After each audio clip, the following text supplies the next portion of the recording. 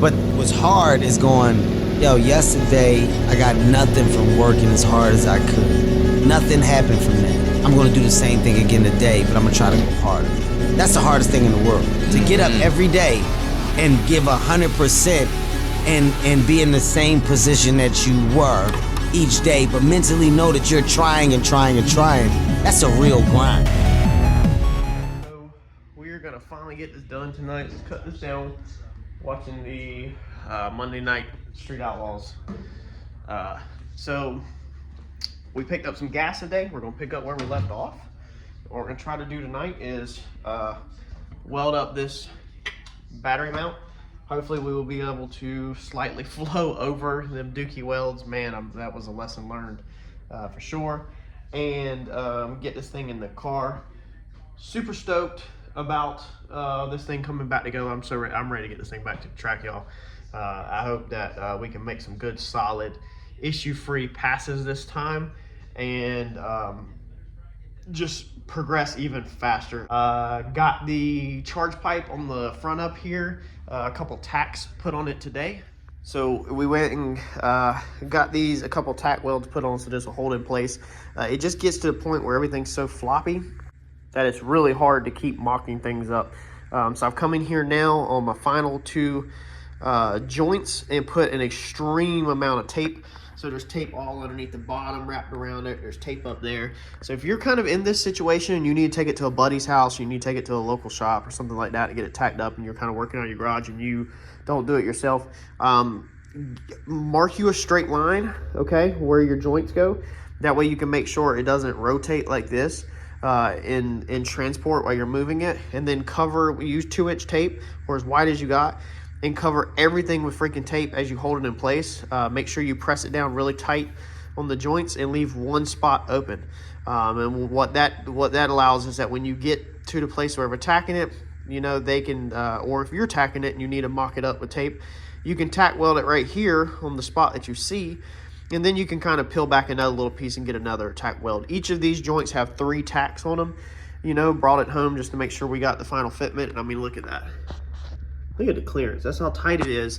And that's even with, you know, transporting this thing across town. I tried to straighten this out right here. You can see this pipe kind of has this little curve out like that right there.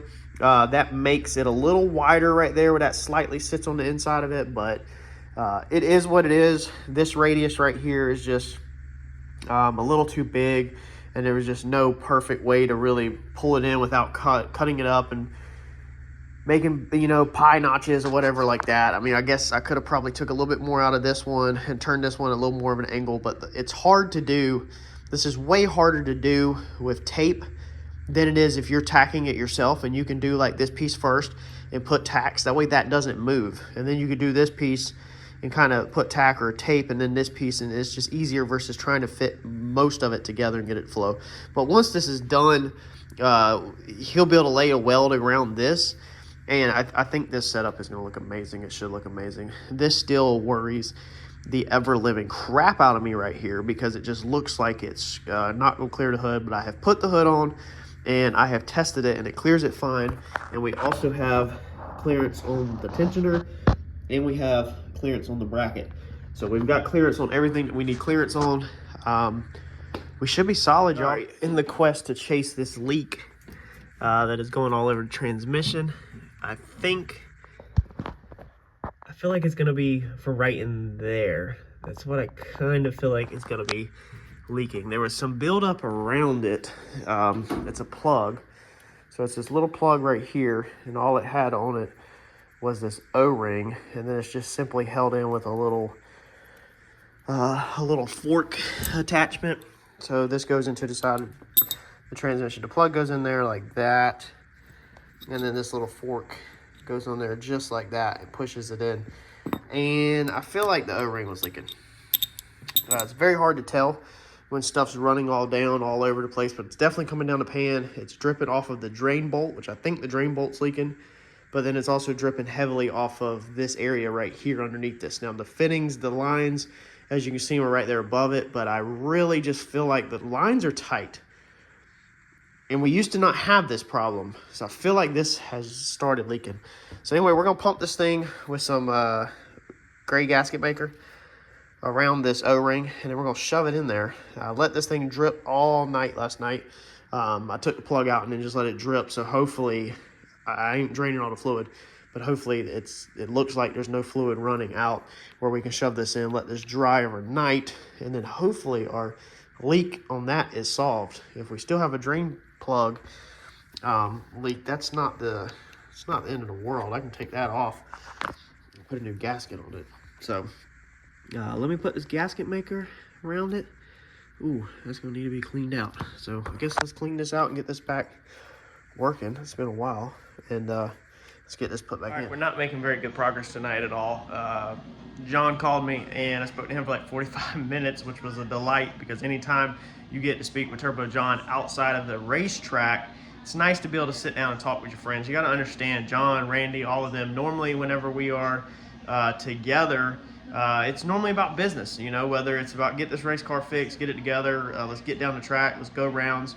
You have time between rounds, but a lot of times there's a lot of stuff going on, a lot of distractions. So it was like a 45-minute phone call with John about a couple different topics, and that was very, very nice to get to do. However, it's already 10 o'clock and we didn't make too much grounds. So we went to put our battery tray in the car, and of course I fudged up and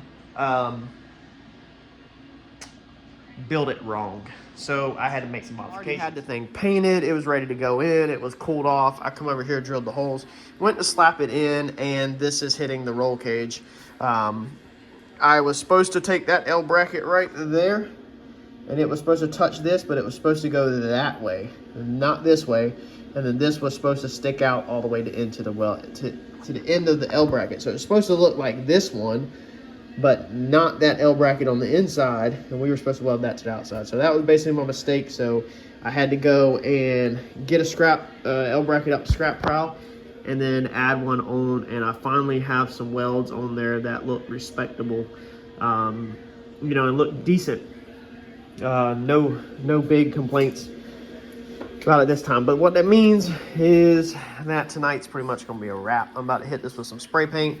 It's 10 o'clock. I was up a lot last night, so we're gonna call that, I think, a wrap for tonight, because by the time this thing cools down, we won't be able to make more too much progress, can't talk, on the car. So car's coming together. Looks like we are going to be moving on to electrical. So tomorrow night, this thing put in, and then we will pull the electrical gear out and start doing wiring and get some power back in the car, get the battery hooked back up, the safety cutoff switch, all that stuff routed its new directions, and then we will move forward with everything else. All right, I struggled way too much on this battery tray install. I think I messed up every single bolt hole that you could just about mess up. I think I re-drilled every bolt hole twice because of how we messed the bracket up a few minutes ago in this video, where we had it flip wrong. That threw all the mounting holes off. It put everything too close.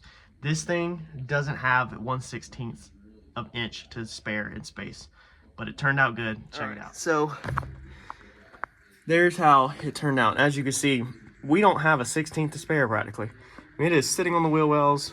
That bolt is stupid tight.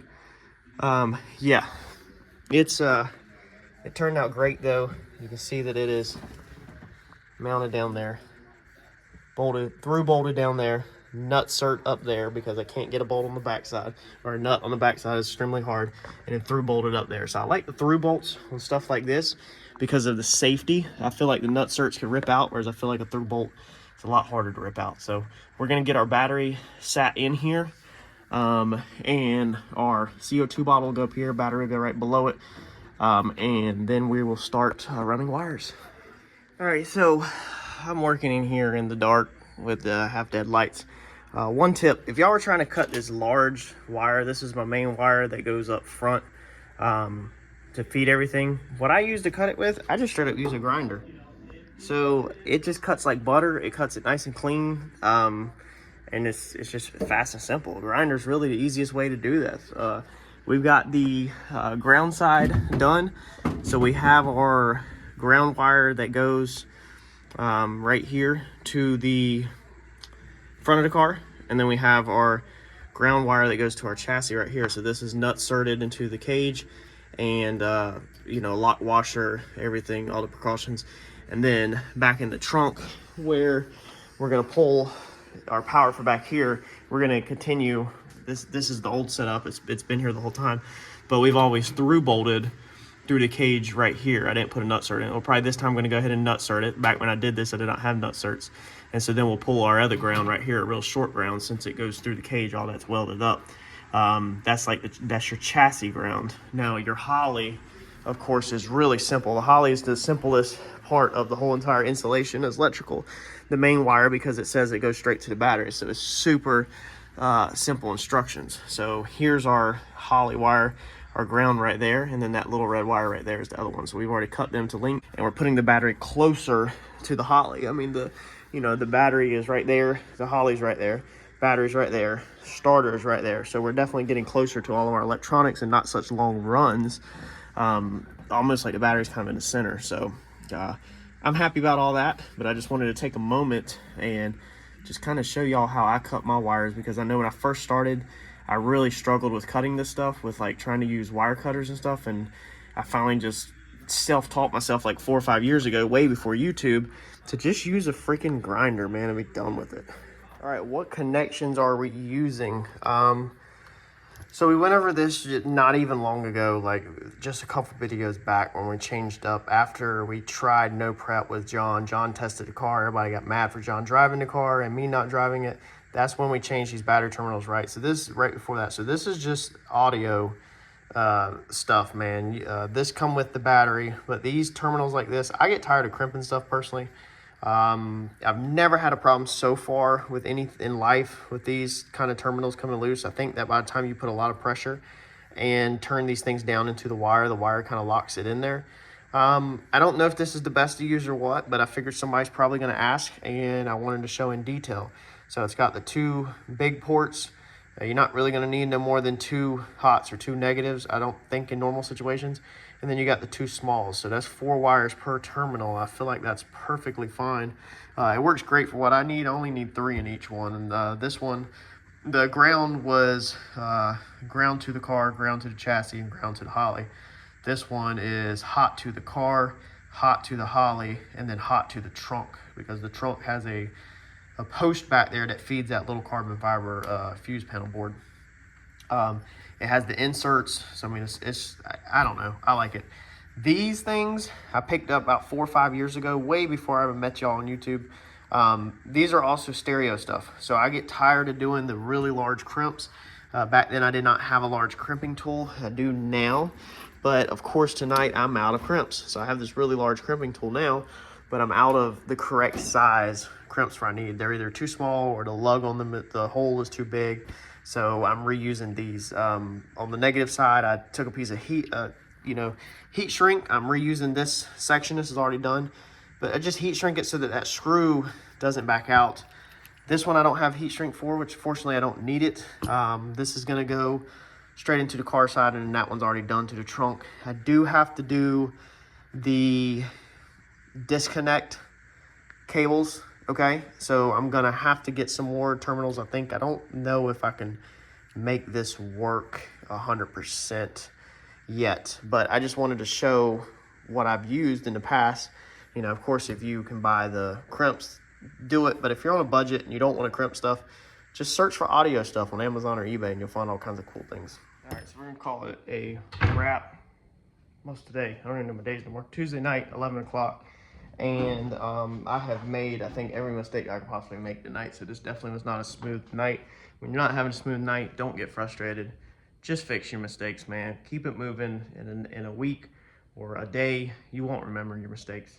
So I'd already had the whole car running. Already had the whole car wired with a safety kill switch. All we were doing is relocating the battery, meaning that the only wire we needed to change was the wire that went from the kill switch to the battery. It obviously would have been too short because the battery was in a trunk. I didn't pay attention to that, and my main wire that I had ran all the way to the kill switch, because your kill switch goes between your alternator and your starter, and your battery. So there has to be a kill switch in there to kill the alternator starter. It also has to kill your electronics. Now mine got another leg that comes off of it that kills electronics. My car won't start and it won't run with the kill switch off. It works correctly.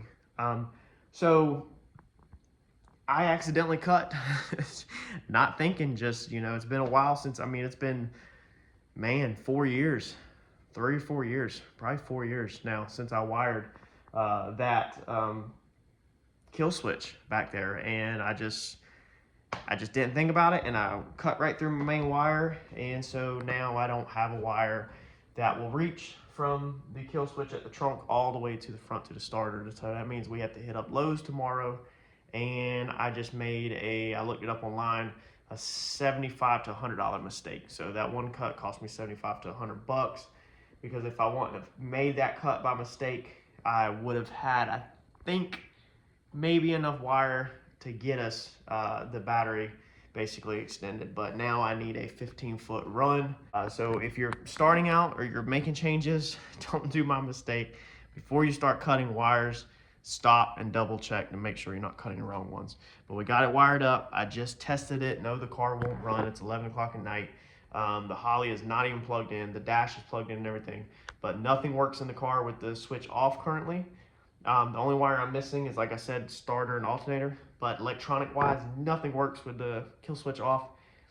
Everything turns on with the kill switch on. So we're good to go. Let me show you how it turned out. So it is dark. My light died, but there's how we have it fed. So chassis ground to the front of the car, hot to the kill switch, hot for the Holly terminal, and the light color red is hot for the Holly ECU, I mean, and then the dark little colored red that's funky hanging all to its side is just rolled up back here right now, because it's going to feed this little panel.